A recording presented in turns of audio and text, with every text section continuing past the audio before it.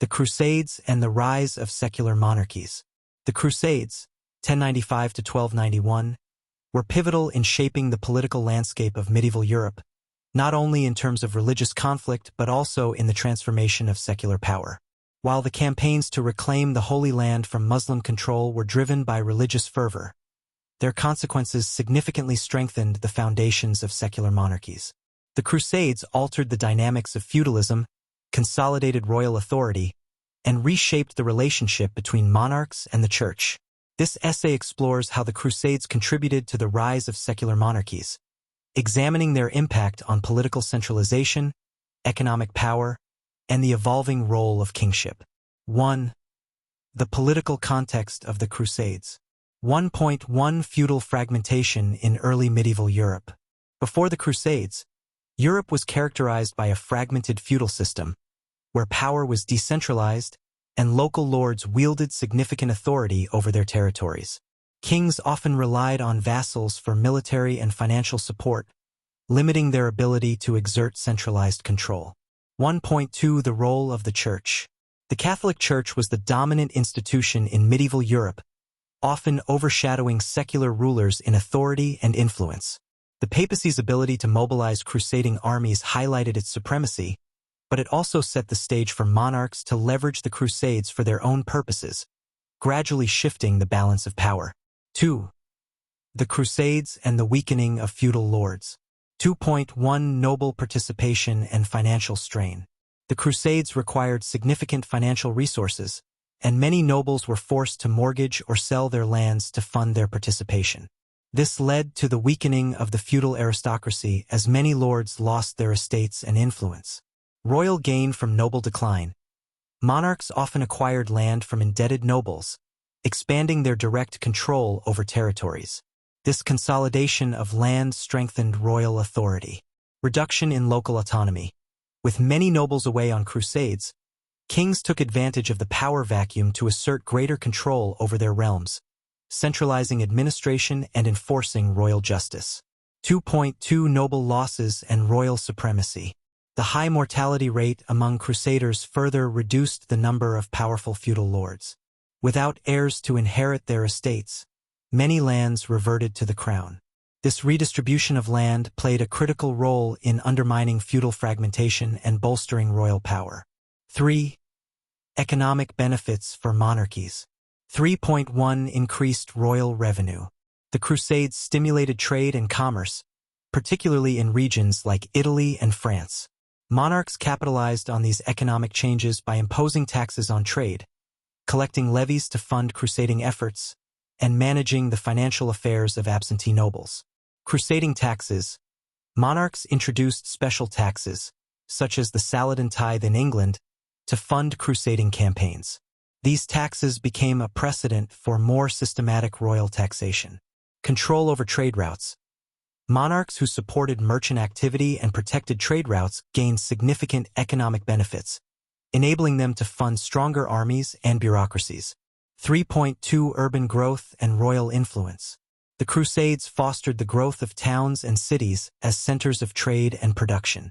Urban populations often aligned with monarchs, who provided stability and protection in exchange for loyalty and taxes. This alliance between towns and monarchies further eroded the power of feudal lords. 4. Military transformation and centralized armies. 4.1 Decline of feudal levies. The Crusades exposed the limitations of feudal levies, which were often unreliable and poorly coordinated. Monarchs began to rely more on professional soldiers, paid through royal treasuries, reducing their dependence on feudal vassals. Standing armies. Monarchs like Richard the Lionheart of England and Louis IX of France developed standing armies that could be mobilized independently of feudal obligations. Military orders. Monarchs collaborated with military religious orders like the Templars and Hospitallers, using their resources and expertise to strengthen royal campaigns. 4.2 The role of royal leadership. The Crusades enhanced the prestige of kings who personally led campaigns. Figures like King Richard the Lionheart and Frederick Barbarossa were celebrated as warrior monarchs, reinforcing the idea of kingship as a divinely sanctioned institution. 5. The shift in church-monarchy relations. 5.1 Early papal authority over monarchs. At the outset of the Crusades, the papacy held significant influence over secular rulers. Pope Urban II's call for the First Crusade demonstrated the Church's ability to unite Christendom under its spiritual leadership. 5.2 Increasing independence of monarchs. Over time, monarchs began to assert greater independence from the Church, using the Crusades to enhance their political authority. Royal control of crusading efforts. Monarchs took a more active role in organizing crusades, bypassing papal authority in some cases.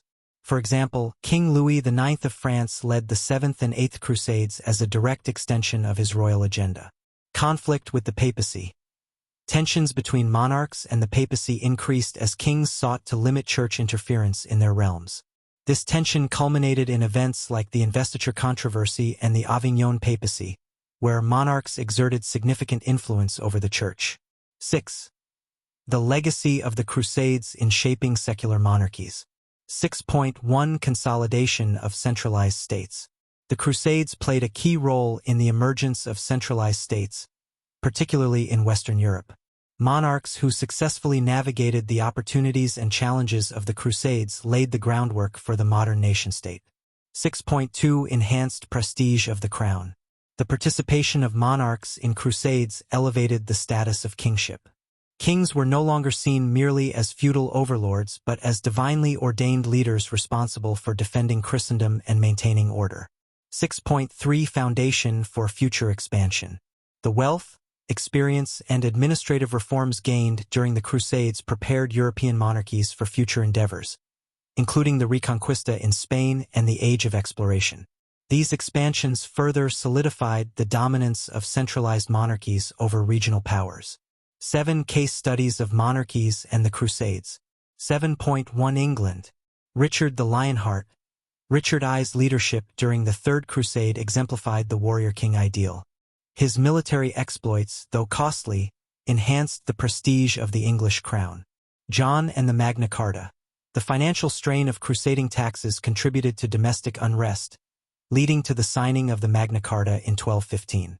This document highlighted the growing tension between royal authority and the nobility. 7.2 France.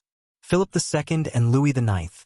Philip II used the Crusades to consolidate his authority, while Louis IX's devout leadership reinforced the connection between kingship and religious piety.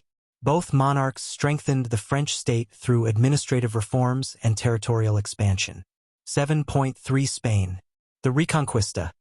While not traditionally classified as part of the Crusades, the Reconquista shared many crusading ideals.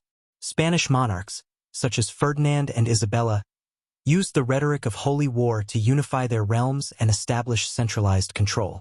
8. Long-term impact on European governance. The Crusades were instrumental in transitioning Europe from 9. The Crusades and the emergence of national identity. The Crusades, while initially framed as a pan-European Christian endeavor, also contributed to the emergence of distinct national identities tied to secular monarchies. As monarchs took greater control of crusading efforts, their campaigns became intertwined with the prestige and identity of their realms. 9.1 The role of national kingship. Monarchs increasingly used the Crusades to bolster their own authority and the cohesion of their kingdoms.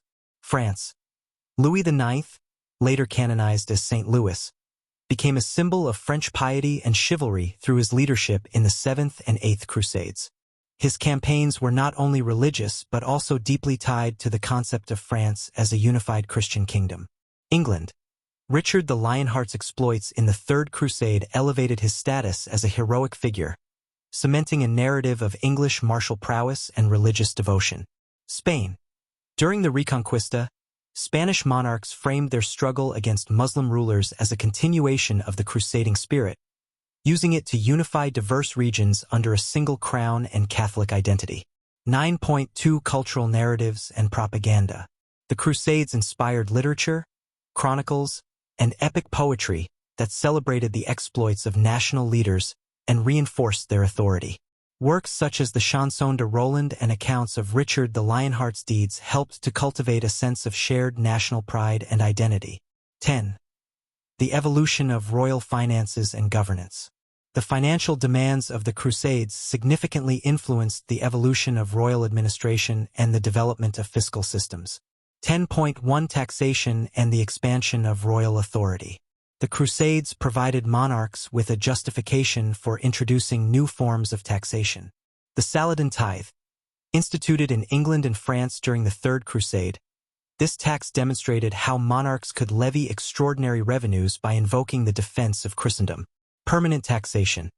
The precedent set by crusading taxes led to the establishment of more permanent systems of royal taxation, diminishing the reliance on feudal dues and increasing state revenues. 10.2 Professional bureaucracies.